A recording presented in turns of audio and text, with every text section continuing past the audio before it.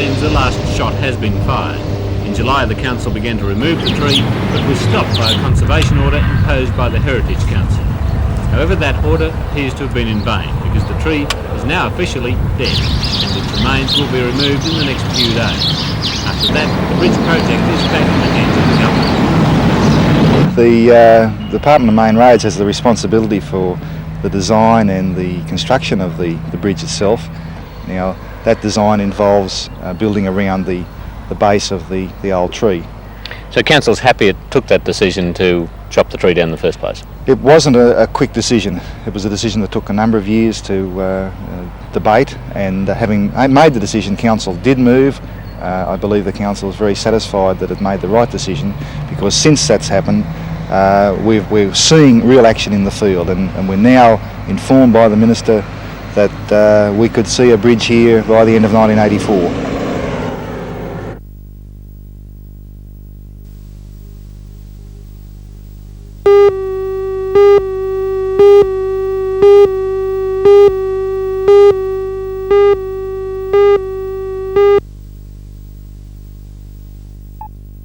At 8 stories, the development plan for the Singleton swimming pool site will be easily the tallest building in the Upper Hunter. The plan submitted by the Beltco, a company which has already built a complex in Muswellbrook, provides for 72 residential units, a ground floor supermarket and specialty shops. However, the high-rise development won't leave Singleton without a swimming pool. The $500,000 collected from the sale of the old pool will go towards a new $2 million leisure centre being built by the council near the town civic centre. Stage 1 comprises an indoor pool, spa and gymnasium and is scheduled to be finished by April next year.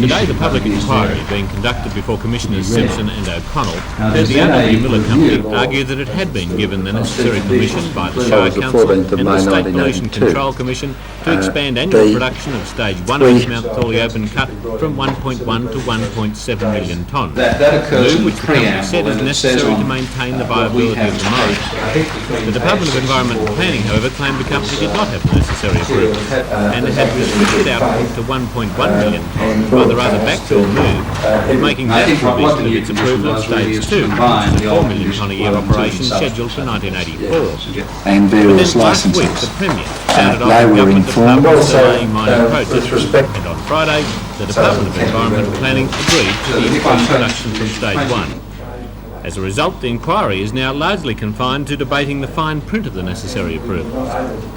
Perhaps the real question that comes out of this inquiry is why such a costly exercise should be necessary to resolve what appears to be infighting between government departments.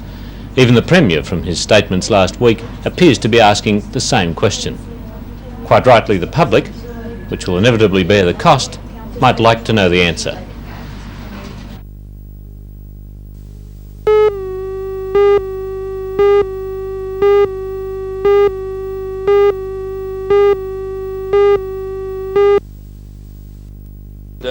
With teachers in schools in the local region, and we have some teachers represented here from Raymond Torres.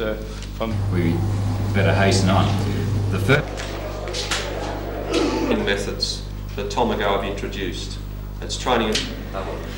So, I think there's too much negative talk at the moment.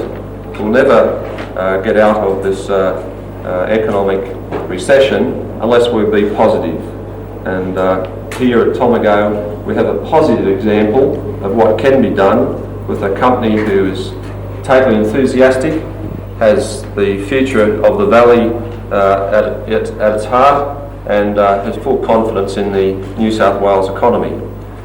Site work began in April last year and enormous developments have taken place since then. The project is now 40% complete. One pipeline is due on stream in the middle of next year, with the second line 12 months later. 1,300 people are employed on construction work and 900 will eventually be needed to operate the complex. 480 of these 26-tonne pot shells will eventually be utilised. They'll be lined with carbon anode blocks to smelt the liquid aluminium out of powdered alumina. It's the year of the tree, and today 2 ceremonies celebrated that fact. A large tree stump, once used by Aborigines to cut a ceremonial shield, was dedicated by local historian Perce Haslam.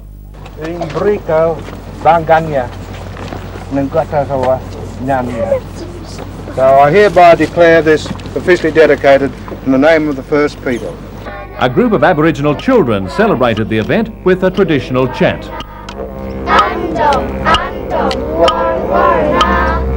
The occasion was also used to set off a tree planting program to beautify the Tomago site. 150 trees will be planted near the former Court Hall's office building. The environment will be monitored closely once production begins. A weather tower is now in place at the northeastern corner of the 500-hectare property. Instruments mounted on the tower will test the atmospheric conditions to try to ensure that the plant stays within its pollution levels.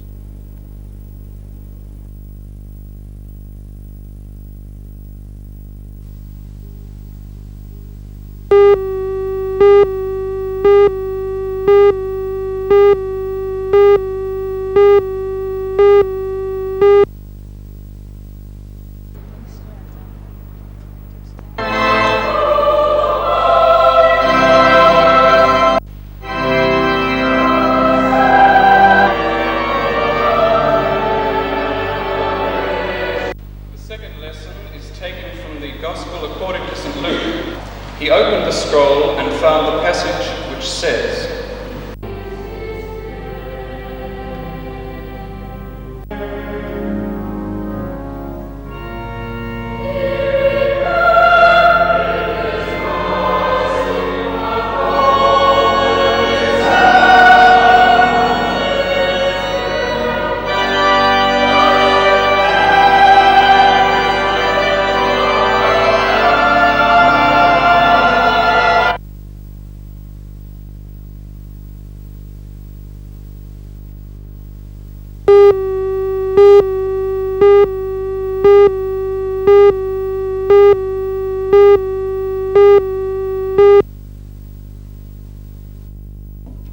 At the beginning of the meeting, the chairman, Alderman Dick Robertson, asked for a feeling of goodwill to prevail, but the request was not adhered to. The meeting soon erupted into a heated clash of personalities, and there was a call for the chairman of the board, Mr. Malcolm Barnes, to resign. However, the call was later withdrawn.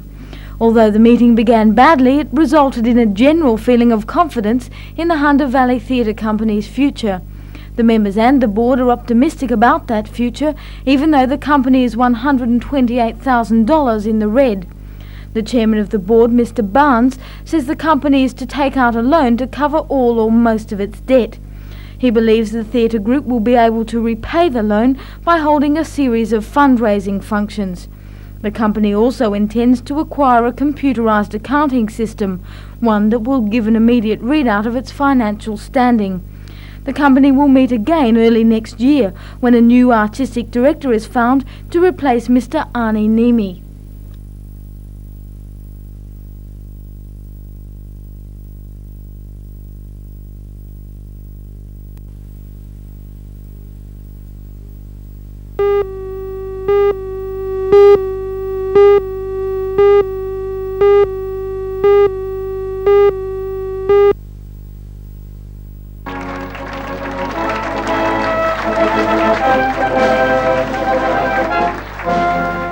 The Cahaiba Bowling Club has good reason to be proud of Robbie Dobbins. He didn't just win a gold medal, but also a record. Dobbins was one of 4 men in the first Australian team to win bowling gold. Last night was the first chance the bowler had to share his victory with friends. One of the highlights was a proud showing of the medal, which Robbie Dobbins said was won by the whole club.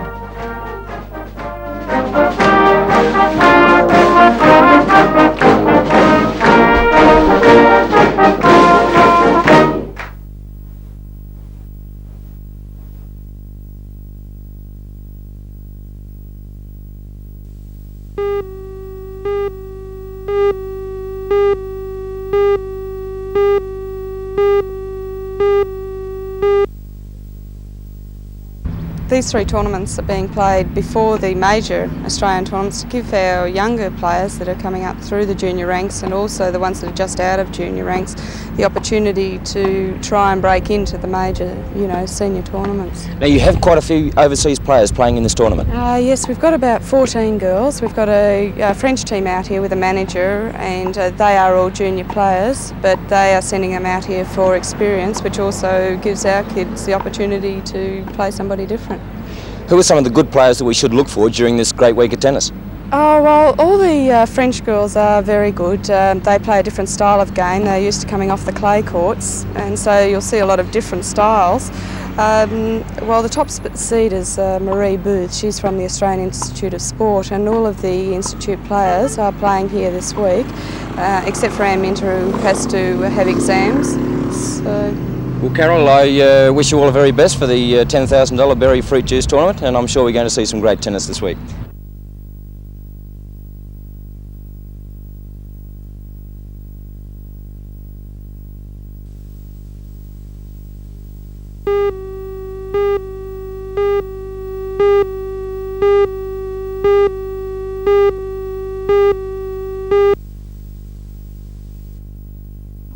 Mr. Ian Henderson was employed as an engineer at the BHP for more than 45 years.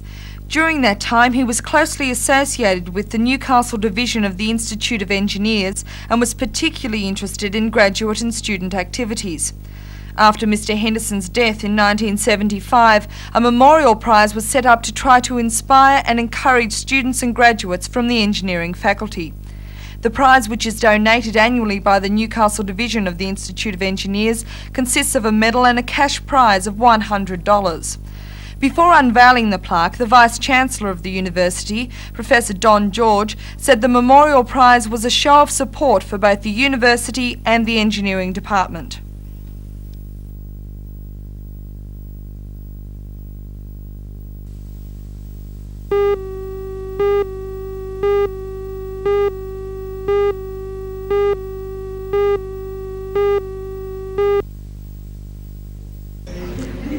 Well, I think it was just an unfortunate thing of probably a boat crew. We just come down a steep wave and dug in and slewed sideways, and in the process I just managed to get thrown out. And hit one of the rollocks? It appears as though that's the only thing that could have happened. I believe that the tights were left hanging on the rollock, so I assume that it was the straight rollock. It was the one that done the damage. We've run into a few big seas in the last couple of years, and I guess that's not a good way to start a season. Certainly not, particularly this time of the year. But I suppose it's better to have it happen early in the year rather than when the season's well advanced and everyone's sort of geared up for it.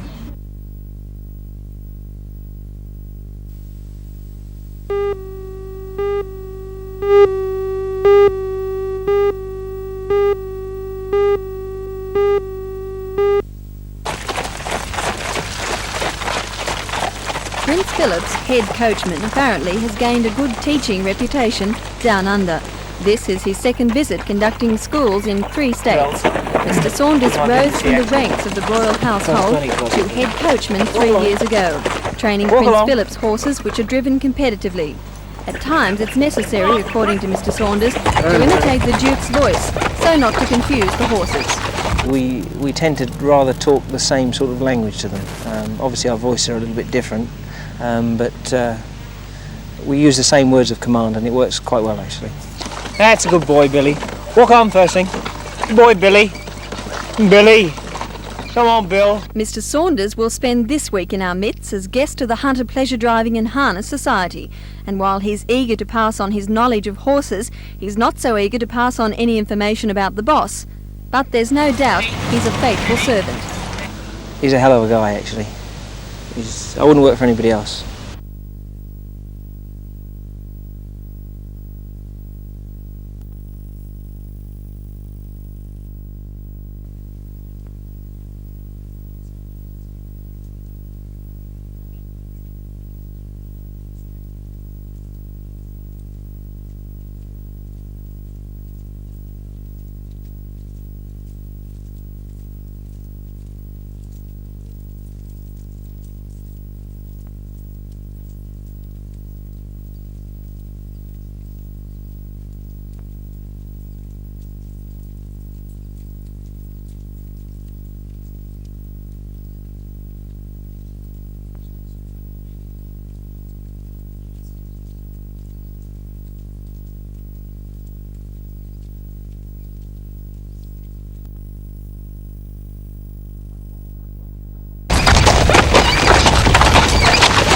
film that came from? It's a famous shot.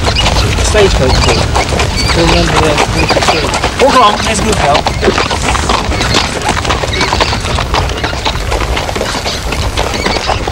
Percy, walk on.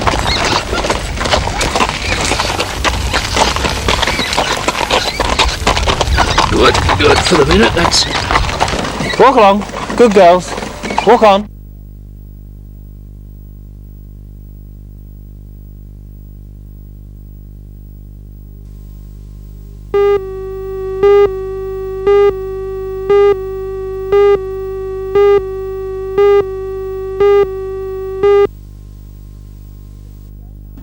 The region's own art gallery has many treasures locked away in its safes.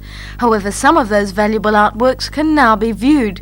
Last night, the gallery's own collection of Australian drawings went on display. About 40 guests attended the official opening, performed by Anne Lewis, the chairman of the Australia Council's Visual Arts Board. The collection of more than 100 drawings and sketches documents the development of Australian art. The exhibition begins with a sketch by turn-of-the-century landscape painter Walter Withers and ends with examples of present-day art. One of the features of the display is a series of pencil sketches by the late Sir William Dobell.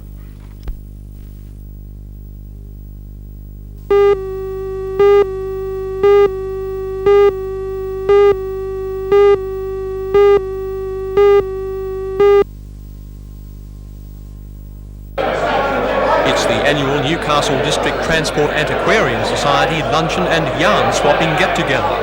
About 60 retired rail employees gathered today at the Uniting Church Hall at Broadmeadow for the occasion. Formed in 1963 by a former Newcastle Member of Parliament, Mr Walter Skelton, the society is aimed at keeping retired rail workers in touch with each other and reliving the good old days. Most members have worked more than 40 years with trains, mainly in the days of steam locomotion, the days we tend to think of as the romantic and adventurous era of the railways. Today's luncheon was put on by Meals on Wheels for a minimum charge, an appropriate gesture for a group of Australians who often played more than their part in a colourful era of transport.